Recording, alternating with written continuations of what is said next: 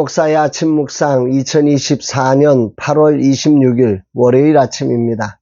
오늘은 마가복음 10장 32절로 34절 말씀을 통해서 뒤따르는 자의 믿음, 이런 제목으로 말씀 묵상의 은혜를 나누겠습니다. 오늘 둘로스 모임이 선교회에서 있습니다. 그리고 내일 있을 중보기도팀 1일 부흥회를 준비해야 합니다. 모든 시간 주님께 영광이 되기를 기도합니다. 금주 금요 세미나 개강을 필두로 신방을 비롯한 모든 하반기 사역이 시작됩니다.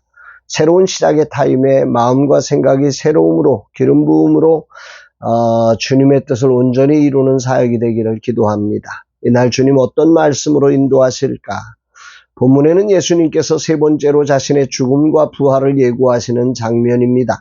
32절 33절 보라, 우리가 예루살렘에 올라가노니 인자가 대제사장들과 서기관들에게 넘겨짐에 그들이 죽이기로 결의하고 이방인들에게 넘겨주겠고 그들은 능욕하며 침뱉으며 채찍질하고 죽일 것이나 그는 3일 만에 살아나리라 하시니라. 이 말씀에는 예수님께서 넘겨지고 결의하고 이방인에게 넘겨지고 능욕하며 침뱉으며 채찍질하고 죽일 것이나로 이어지면서 7번의 예수님께서 고난을 당하시는 것을 말씀하고 계십니다. 그런데 이 말씀을 하시는 때가 주목됩니다. 32절 예루살렘으로 올라가는 길에 예수께서 그들 앞에 서서 가시는데 그들이 놀라고 따르는 자들은 두려워하더라. 이에 다시 12제자를 데리시고 자기가 당할 일을 말씀하여 이르시되, 그들 앞에 서서 가시는데 예수님께서 지금 그들 앞에 서서 당당하게 이렇게 예루살렘을 향하여 가시는데 뒤따르던 제자들이 놀라고 또 무리들이 두려워했더라. 이렇게 오늘 32절은 말씀하시고, 이런 분위기에 예수님이 자기의 죽음을, 고난을 말씀하셨다. 이렇게 기록되고 있는 것입니다.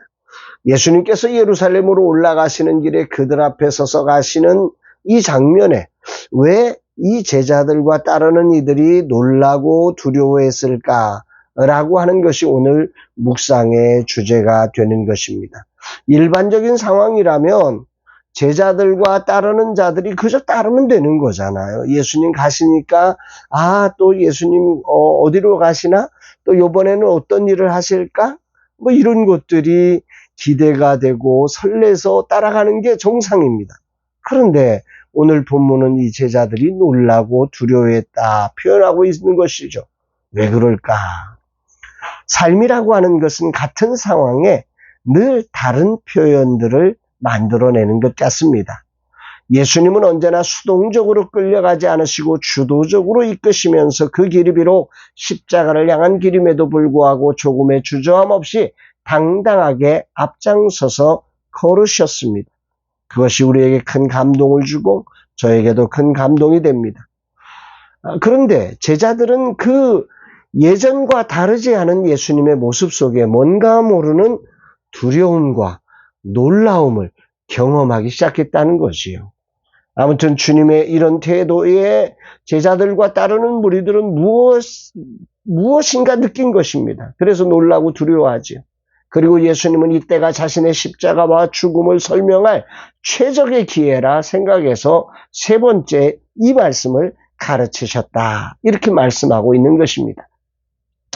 나라면 제자들과 따르는 무리가 놀라고 두려워하고 있으면 하려고 했던 이야기도 하기가 쉽지 않을 것 같은데, 주님은 단호하게 자신이 겪을 7단계의 고난과 죽음을 그 순간에 말씀하고 계십니다. 마치 남의 이야기를 하듯이 말입니다. 아버지께서 맡기시고 인류를 구원해야 할 자신의 사명에 대해 주님은 정확하게 알고 계셨고 그 길이 인류를 구원할 길이며 진정 제자들을 위하는 가장 적절한 가르침이 이것이라고 확신했기에 그럴 수 있었던 거죠.